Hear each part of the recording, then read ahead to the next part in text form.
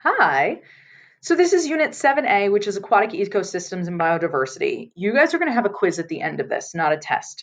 I want to keep this unit to a couple days because our AP test date is quickly approaching. The test is on May 14th, I want to say, and then more info about that is going to come out this week. So this first part is aquatic biomes. So 97%, or sorry, 71% of the earth is covered with water, okay? Freshwater and saltwater, but 97% of that 71% is saltwater, okay? So if you look here, freshwater is 2.5%, oceans are 97.5%. Of this 2.5% that is freshwater, 1% of that is surface water, 20% is groundwater, and the majority of it is frozen in ice caps and glaciers. And then as the ice caps and glaciers melt, it's not like we get this fun fresh water. It goes off into oceans and it becomes salt water. So of this 1% of the surface water, the 1% of that 2.5%, so we're talking minuscule amounts now. Water in organisms is about 1%, that's us. Rivers is 1%, atmospheric water vapor is 8%, soil moisture is 38%, and then lakes is 52%. So the big takeaway from this is that there's not, of the water on the earth, not a lot of it's fresh water and not a lot of it is actually accessible to us. When we're talking about aquatic life zones, we have saltwater and freshwater life zones. Saltwater we call marine, and those are things like oceans, estuaries, coral reefs, mangroves. Freshwaters, lakes, rivers, streams, inland wetlands.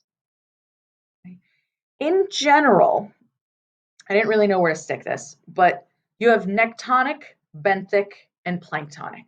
Nectonic means something can swim, you're a good swimmer. Benthic is you live on the bottom, like crabs, oysters, sea stars, stuff like that. And then plankton are the kind of feeble swimmer free floaters. With plankton, they can go up and down with fluid filled, like oil filled sacs for buoyancy. Um, but jellyfish are also planktonic because they kind of just like and float.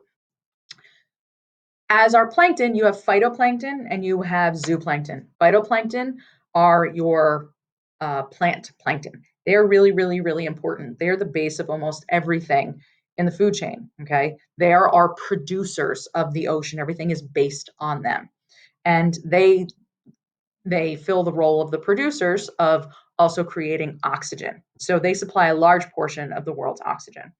Zooplankton are animals, those are your primary and your secondary consumers. So single celled things to larger invertebrates and jellyfish. All right, so how are these things distributed around? Temperature, dissolved oxygen content, availability of food. Okay, also availability of light, which is going to be more on the top, and then down in the depths, there isn't going to be a lot of light. So the greatest marine biodiversity occurs in coral reefs, estuaries, and ironically enough, the deep ocean floor. Okay? Biodiversity is higher near the coast because you have shallower water, you have runoff from the coast, you have food source variety, and you have a large area that actually gets sunlight. So salinity is how much salt there is in a body of water. Depth is how much sunlight can penetrate through. Flow is like how much oxygen is going to be in the water, because if you have a high flow, then there's going to be more oxygen that gets to be diffused in it, which is important. And then your temperature. Colder water holds more oxygen. Warmer water holds less oxygen. We're going to get into that in the next unit. Okay. So we have rivers and lakes. Lakes are standing bodies of water and typically have lower oxygen than rivers because rivers flow. So there's a lot of mixing of water and air, and they carry a lot of nutrient-rich sediments. These are the three zones of a lake. I hate this, and I hate that you guys actually have to know this, okay?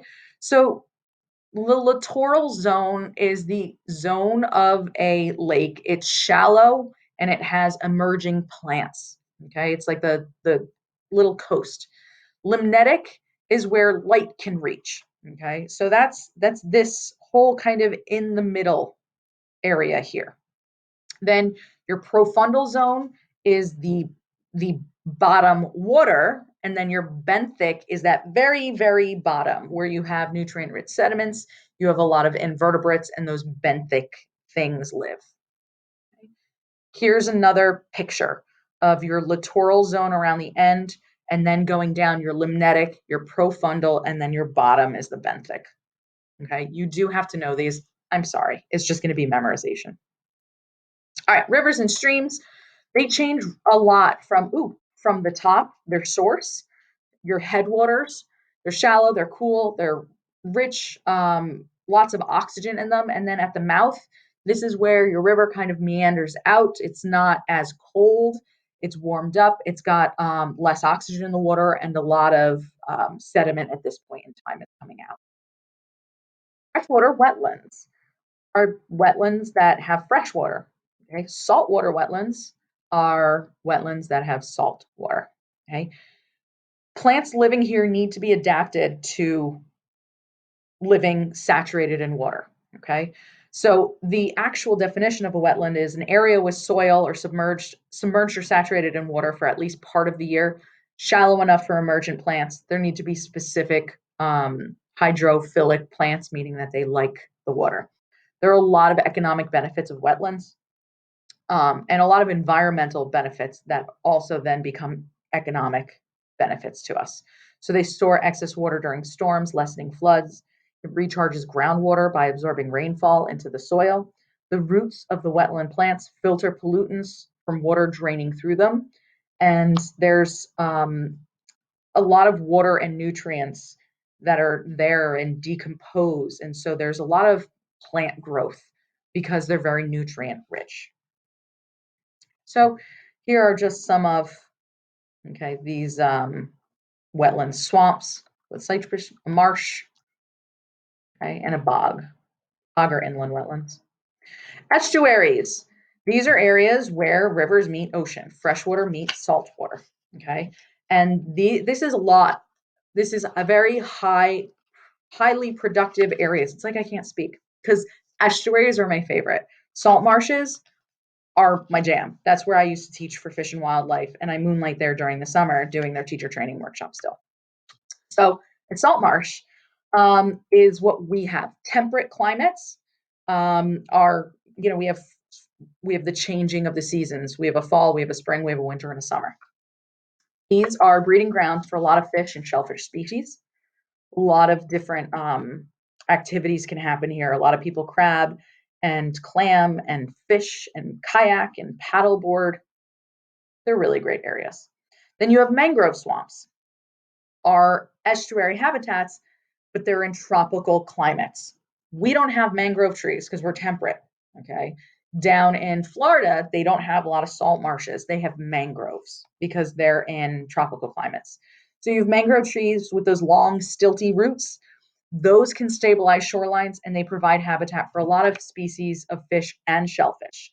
A lot of areas in Thailand where they're farm raising shrimp, they've actually destroyed mangrove forests to then put their shrimp pens in it, which is it's tragic. Okay, so here are your mangroves. Here's a mangrove forest in Australia, and here's a salt marsh. This is off of Island Beach. All right, then we have coral reefs. So, warm, shallow waters beyond the shoreline, they are the most diverse marine biome on Earth. Coral reefs are actually a symbiotic relationship. They're a mutualistic symbiotic relationship between corals and algae, an animal and a plant. The coral take the carbon dioxide out of the ocean to create that calcium carbonate exoskeleton, and they provide carbon dioxide to the algae. The algae live in there, and they provide carbs, energy, sugar to the coral through the process of photosynthesis. Okay, they also create oxygen through the process of photosynthesis. Both of these species rely on the other. They're obligate. It's an obligate mutualistic relationship because they can't survive without each other. Right? We should really care about coral reefs because they provide us with a lot of really important ecological and economic services. So they moderate atmospheric temperatures, they act as natural barriers, protecting coasts from erosion and storms. They provide habitats, they support fishing and tourism businesses, just like estuaries and marshes fish breeding grounds. You have a lot of hiding spots on these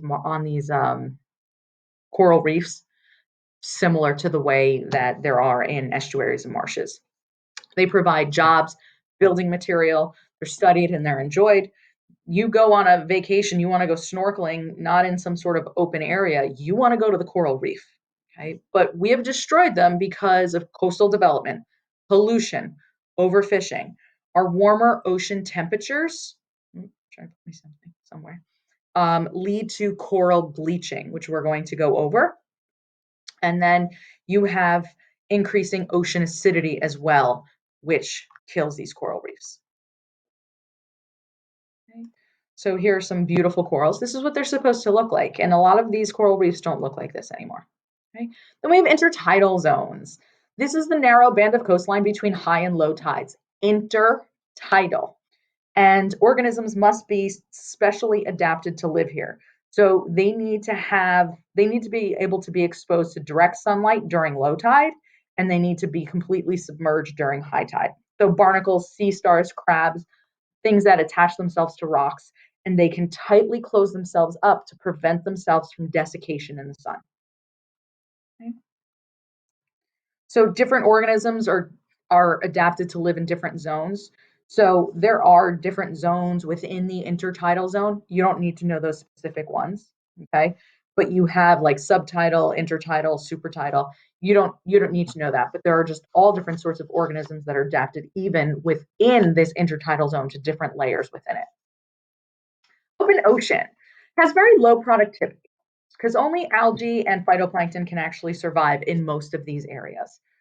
It is very, very large. Open ocean is 97% of our saltwater, is 71% of our world. So there's a very large surface area. And phytoplankton produce a large majority of Earth's oxygen, and they absorb a lot of atmospheric carbon dioxide. So basically, with open ocean, you have the photic zone, which is where photosynthesis happens up at the top. That's your like sunlit area. And then you have your aphotic zone. It's too deep for sunlight. And this is where you have some of the really crazy creatures. Blue Planet, the deep is awesome. You got to watch it in a really dark room. And the creatures within that documentary are fantastic. Okay. So here, beyond the continental shelf is your open sea. Your photic is the lighted upper area. Photosynthesis happens here. Lower nutrient levels, but high oxygen levels. Abyssal zone is that darker, lower, that aphotic zone. It's very cold, low oxygen levels, but surprisingly a lot of nutrients. Okay, and here is just another picture of that. Okay, here's your continental shelf. Okay, you have like your intertidal zone up here, your high tide and your low tide. Here's your continental shelf where your coral reefs, your mangroves, your estuaries are located more over here. Your euphotic or your photic zone is where there's sunlight, and then your abyssal zone or your aphotic zone. I hate how they say euphotic over here. Aphotic abyssal zone, a meaning lack of. All right. So that is it for this screencast. You are going to do the study guide questions that go along with section 1.